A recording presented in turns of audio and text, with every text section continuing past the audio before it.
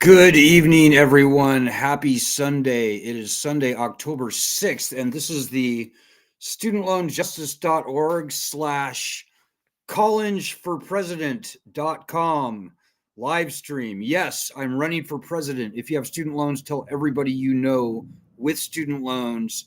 They can write in Alan Collinge for president, and in many states, their vote will count.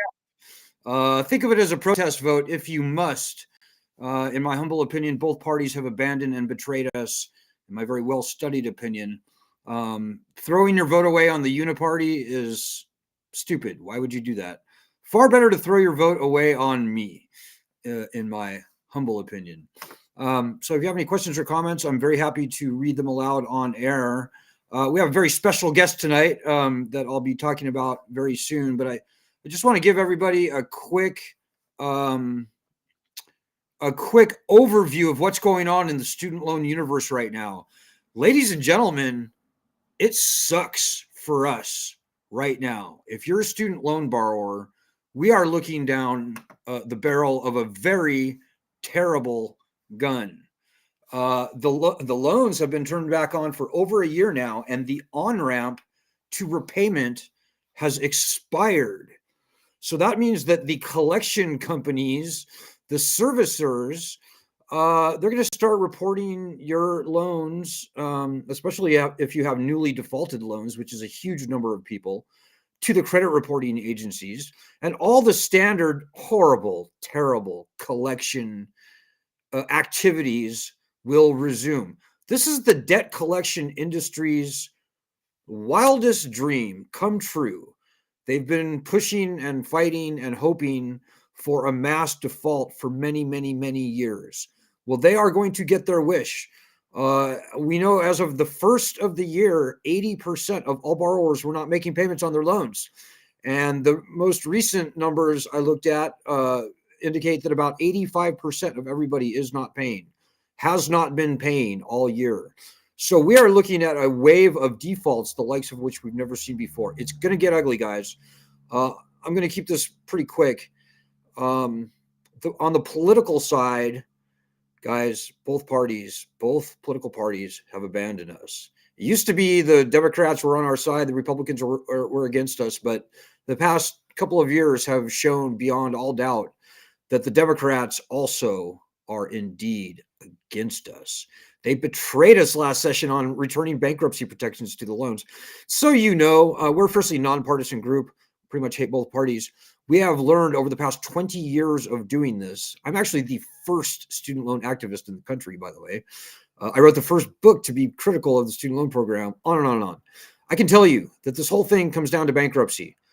Nobody wants to file for bankruptcy, but the founding fathers felt bankruptcy was so important they called for it in the Constitution and had the power to declare war and raise an army.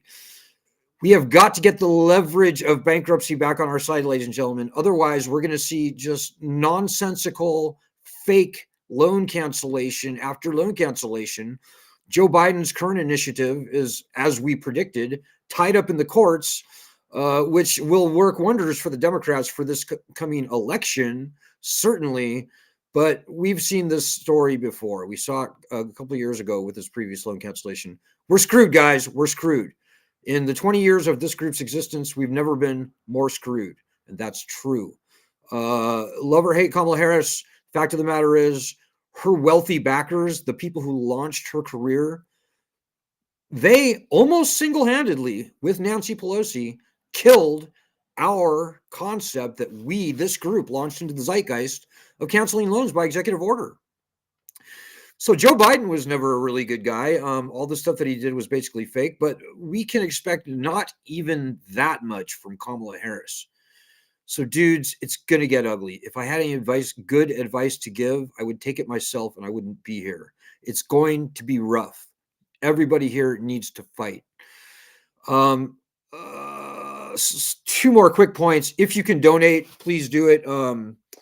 You can go to studentloanjustice.org.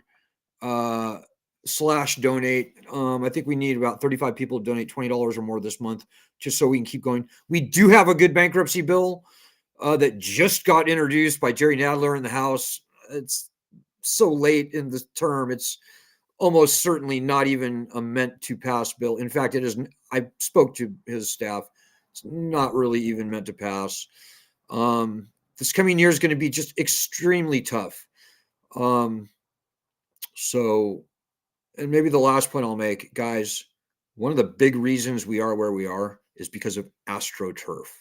Fake student loan activists out there who muddle, confuse the issue, and who actually aren't fighting for student loan borrowers, who actually are aligned, maybe even funded by corporate lending industry interests. So if you look up or down, and by the way, if you have any questions or comments, throw them out. If I can see them on Twitter, I'll be happy to read them aloud. If you look up and down on our Twitter feed, if you look up or down on our Facebook group, if you can find that through our website, Student Loan Justice, you will see an article that I just published about the AstroTurf that is out there. So, as I said earlier, the golden child, the golden fantasy, the golden unicorn of the student debt collection industry is to see a mass default and bankruptcy rights still gone. That is what they want. It gives them all the power they need to completely wreck us. Their dream is now coming true, and there's a group called the Debt Collective who has been pushing for a mass student debt default for the 13 years that they've been in existence. This group is fake, ladies and gentlemen. They are actually, it turns out, business partners with the student debt collection industry. This is their wish. You know, we've watched them in action for the past 13 years. They've called, oh, stop paying your loans, stop paying your loans. But they never, ever, ever fought for the return of bankruptcy rights. I've been doing this for long enough. It's very obvious this group is AstroTurf. So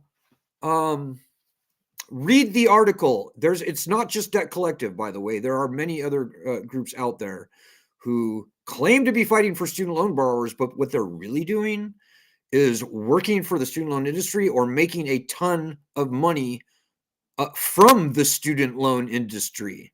I think it's true in both cases. Another group called Student Debt Crisis that I give the sordid backstory on. Back to Debt Collective, they claim that, and it's true, their origins were in Occupy Wall Street. I was at Occupy Wall Street, and I saw them sell out to Wall Street at Occupy Wall Street. I met the two debt collection industry reps that they partnered with. So it's just disgusting. Please open your eyes, guys. We're not going to get anywhere with fake AstroTurf groups leading this fight. And they're about to get much stronger, by the way, ladies and gentlemen. So just be on your guard. Be smarter than that. Open your eyes and stick with the groups that you can trust. This group you can trust. We don't do deals with bad guys. The only place we get our money from is typically beleaguered, distressed student loan borrowers. Thus, we're always broke. That's a sign of an honest group, is if they're always broke.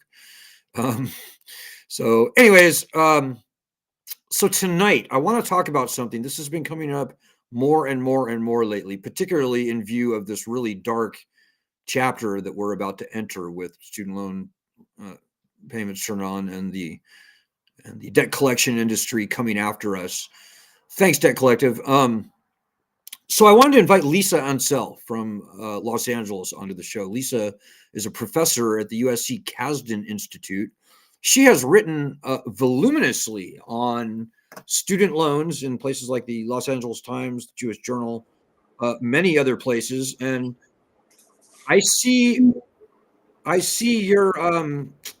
Lisa.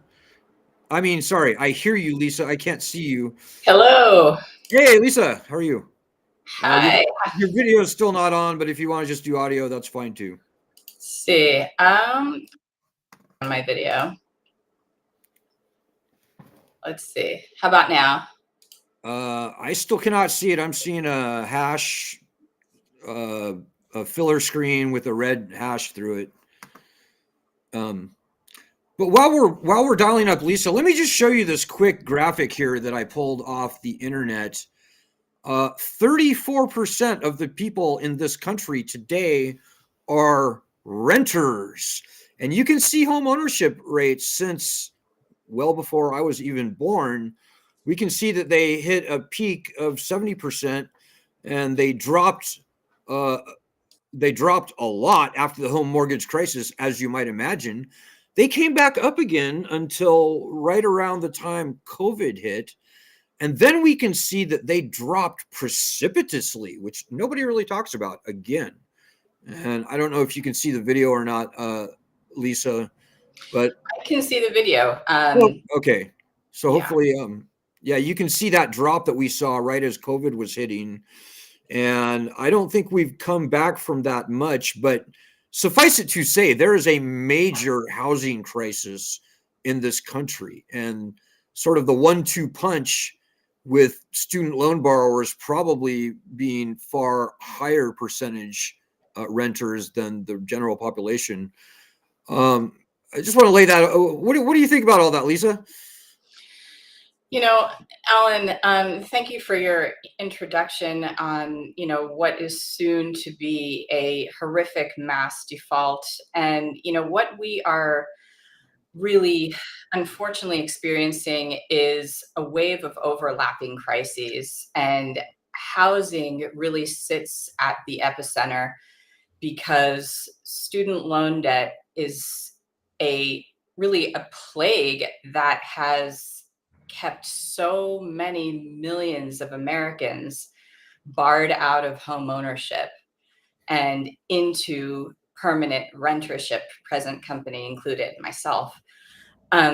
So unfortunately, I think what we are going to experience in the economy is a lot more pain on the housing front before anything starts to shift for the better. And unfortunately, along with that could come a tremendous amount of civil unrest with, I would say, the realization that the sort of social contract between the government and its people has been irrevocably broken with student loan debt at the center. Yeah, I couldn't have said that better myself. Let me just go back to that graph real quick. We see that it dropped pretty precipitously after COVID. I Right. think over the next year, we're going to see that line go down a lot as Oh, definitely. the reality of being hounded by the student debt collection industry. Thanks, Debt Collective. Sorry. But also, even people who aren't in default, these loans are going to start showing up on their credit records again. So people who, for example, signed up for the Fresh Start program to get their loans out of default, it's probably a million or more people. Their credit records are going to tank. And over the next year, as the reality of trying to make payments, hits home for people, and they're like, oh, I remember why I couldn't do this before. I can't do it now. We're going to see just a massive wave of delinquency, defaults, credit scores tanking, and people, in many cases, losing their housing. In fact, maybe they'll even be losing their rental housing. So, this is a big wave that crashes downwards at every step. I don't think I have to tell you, Lisa, about the homeless crisis in this country, seeing as how you live in Los Angeles. I think even in most medium-sized cities today, the homeless crisis is like nothing we've ever seen. So what do you see there in Los Angeles, or what are your thoughts? Right. Well, Los Angeles, I mean, I'd say California in general, but I can definitely speak to Los Angeles, where we have the convergence of highly restrictive land use policy with corporate interests, corporate landlords, Wall Street investors, foreign investors. And I would say, I mean, the ownership rate in Los Angeles compared to the rentership rate is just abysmal. I mean, the Los Angeles is about close to 70% rentership at this point. Wow. So, the homeless crisis getting worse and worse and worse. Unfortunately, I don't see it getting better anytime soon because student loan debt is going to be, I would say, a catalyst that makes the bad even worse, and I would say exponentially worse. And another thing we haven't discussed yet, BlackRock.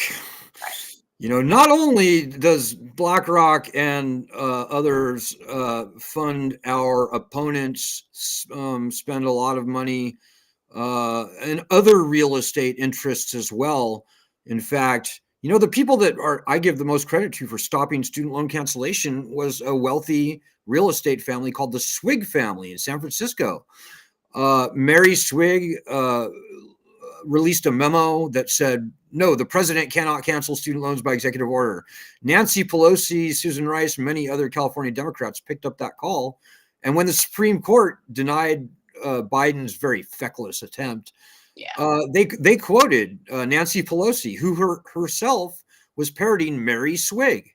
So why are these real estate interests so interested in the student loan problem? It's astonishing to me.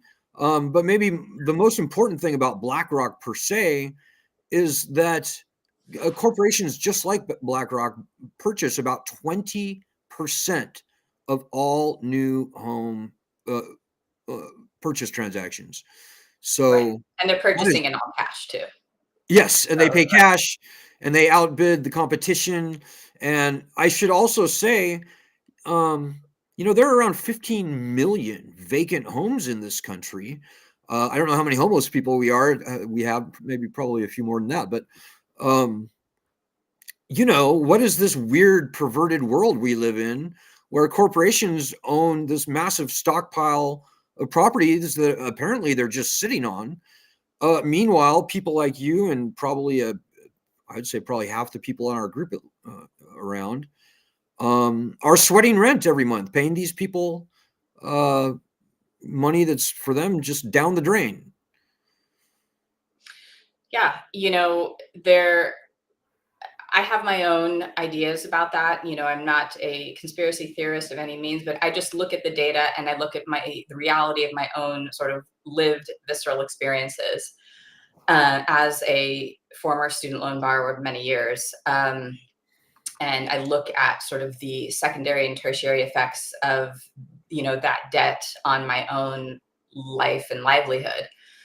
And, I can tell you that my perspective on this is that the more you can remove somebody's purchasing power, the more they will be forced into all kinds of very undesirable life circumstances, such as permanent rentership, such as being stuck in jobs that are unfulfilling, unrewarding, and grossly underpaid. But because of the imminent fear of not making enough scraps to pay the rent every month, you sort of strip away their social mobility. And that is really, I think, the crux of the student loan debt crisis is the removal of social mobility for millions of Americans who weren't born into generational wealth. Yeah, that's a great point. Maybe I should speak just a little. I don't like to get too personal on my live streams, but a personal note, I somehow seem to have lucked out a little bit in that I have no generational wealth. I live like a cockroach. After my mom died and I got a very small inheritance, I was able to purchase a $30,000 abandoned property in the North Woods of Wisconsin. And lo and behold, I found my way into, I guess you could call it home ownership. It's more like camping for me, actually, though. There's no plumbing. Certainly when I moved in, it's a little better now as I am able to fix it up. But, this isn't about me. Not many people can go out in the middle of nowhere, Northwoods, Wisconsin, or wherever, and live in a shack in the woods, like me in the Unabomber, probably. But we need some solutions here, Lisa. And I saw what Kamala Harris had about a $25,000 down payment. I don't see how that's going to do anything but drive up the price of new homes for first-time home buyers I by agree. I definitely $25,000. I mean, Right. Kamala's whole thing to me looked like a giveaway to the real estate industry. Exactly. Um, so, I mean, I'm not expecting that we're going to come up with all the answers here tonight, but I mean, is there anything you can think of that people can do?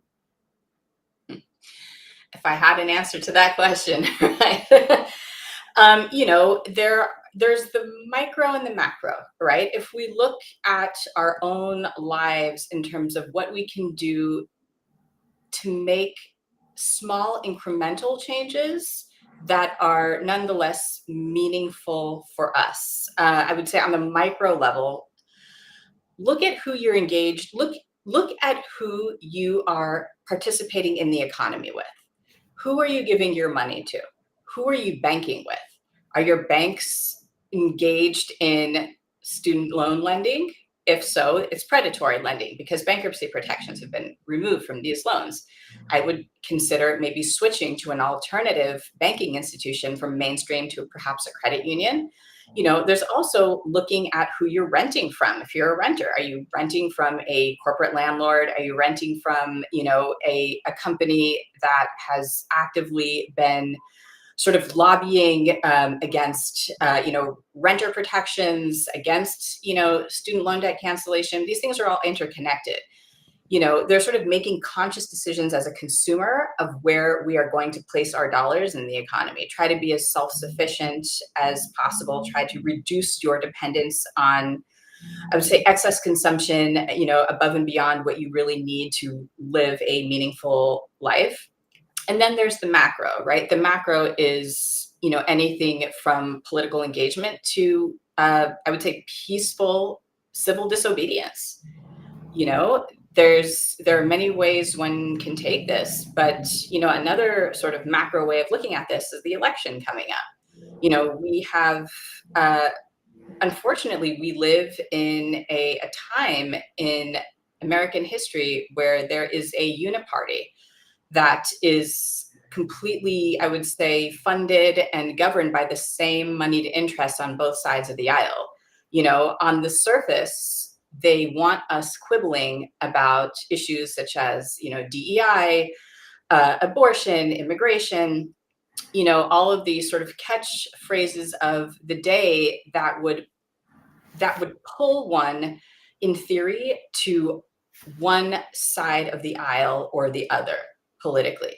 But if you dig deeper, what's really behind the scenes here are the same financial and corporate interests on both sides, with really the same end goal, which is to, I would say, extract the most wealth as possible from the working and middle class and transfer that up to the very top. And so, again, thinking about who we're supporting politically, from local elections to national elections, and to make choices that reflect To the president, values that we want to see. a quick plug for my own. I am indeed running for Vote for president, ladies Alan. and gentlemen. um, I will solve the housing crisis, like Donald Trump says that, right? So I can say it. So I'm a little more draconian, I think, than you, Lisa. I'm all for making personal decisions that are cathartic and simpatico with your beliefs and your value system.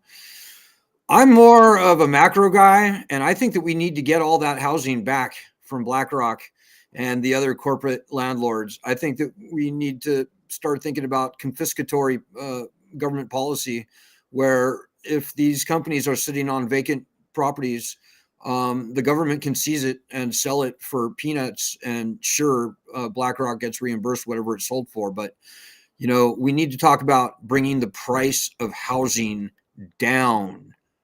The price of housing has got to come down, and I think this supply demand argument, it's almost kind of a fake argument, because supply has been artificially constrained by these corporate people who are sitting on these vacant, empty properties. So I'm all for, call it confiscatory, don't call it communist. It's not communist. It's in my view, it's a free market solution. That There should not be an artificial tamping of the supply in this country. That's just, that's a monopolistic practice in many ways. But I think there's a lot we can do. Um, I mean, what are your own prospects personally, Lisa? What are you looking at for the next 5 years? I'm just trying to get through day to day, Alan. To be honest, I'm Yeah, in trying Los to Angeles, fight for I'm almost afraid to ask how much you're paying in rent and right. where on earth you could possibly buy a home within 100 miles of Los Angeles for a reasonable price. Mhm. Yeah, I guess for what I pay in rent, and I have what's considered to be a moderate priced unit. What I pay in rent from my discussions with people nationally is probably about 3 to 5 times higher than what people pay for mortgages on a large home. And I live in a very moderate apartment. Wow.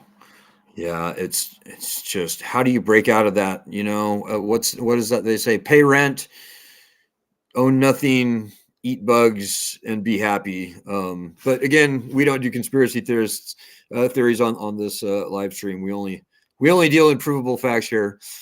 Well, Lisa, thank you so much for joining us tonight. Is My there anything pleasure. else you wanted to say? Anything? I think in times like this today, when we see the convergence of so many crises hitting us at the same time, we're seeing insurmountable student loan debt, which now has reached 4 generations, 45 million Americans. We are looking at record levels of housing and affordability, where, I mean, the median household income in the United States is around $80,000 now, 80 to 85,000. The median priced home is above 400,000. So there are really very few places in the country where a person earning the median salary can even afford the median priced home. And so there are so many things. There's record credit card debt, delinquencies, homelessness, horrific, health epidemic, mental health crisis, unaffordable health care. We look around us and we see so many converging crises. It's easy to just say, I give up. There's nothing left for me here, and to abandon ship. And it's tempting to do that sometimes, especially when the chasm between the haves and the have nots is growing ever, ever so vast and at a pace where the goalposts keep moving on the middle class in terms of what is needed to even just keep afloat. It's easy to throw in the towel and say, I'm done. But I think, at least, from what this group has taught me, and I've been a proud member of this group now for about 3 years, 3 to 4 years. At least three, yeah. Yeah, 3 to 4 years. Um, you know, no matter what our own personal stake in this is, no matter if somebody is strapped with student loan debt or liberated from student loan debt, you can never really say that you're done, because there are people who are depending on you on the other side, even if it's a voice of compassion, a voice of advice. There is always work to be done to force those in power to recognize that the status quo is entirely unacceptable. And so I would say, keep in the race, even if keep running, even if your shoes don't fit anymore. Well, amen to that, Lisa. And I couldn't agree more. We have power, ladies and gentlemen. In as much as student loans are concerned, certainly we own the lending system. We could delete it from existence tomorrow if we all pulled together and weren't distracted by the astroturf and so forth out there. We hold the gold. The golden rules. He who holds the gold makes the rules. Well, we hold the gold, ladies and gentlemen. We hold that $1.8 trillion that's outstanding. Think about it. It's true. I would urge everybody out there within the sound of my voice, now more than ever, you've got to own this problem, and let's avoid this dystopian future that we're looking down the gun barrel of right now. go to our website, studentloanjustice.org. We do daily actions nearly every day. Just look at the top of the screen, do the daily actions. It's not hard. Martha Monroe We love you, in Martha. New Jersey, who we love dearly, she is confined to a wheelchair. She can't even eat without a feeding tube. And I am so sorry to say that Martha's just come up with yet another very severe health issue. And we love you, Martha. We truly do. Martha does our daily actions. And so I just, if Martha can do it, you have no excuse. We do need you in this fight, ladies and gentlemen. We can easily win this battle. Easily. We could win it probably in a couple fortnights, I think, if even half the people on our group were doing our daily actions. So please keep that in mind. Thank you so much, Lisa. We should do this again soon. Thank you, Alan, for all that you do for all of us. Well, thank you for saying that. And everybody out there in the world, I know things look bad, but just remember, when we stick together, we can do very big, very great things. We are indeed all in this together. So take heart, buck up, do our daily actions, and we'll see you here on this live stream again very soon. Good luck, Godspeed, good night, and God bless everyone. Good luck out there. And write in Collinge, write in Alan Collinge for president. Okay.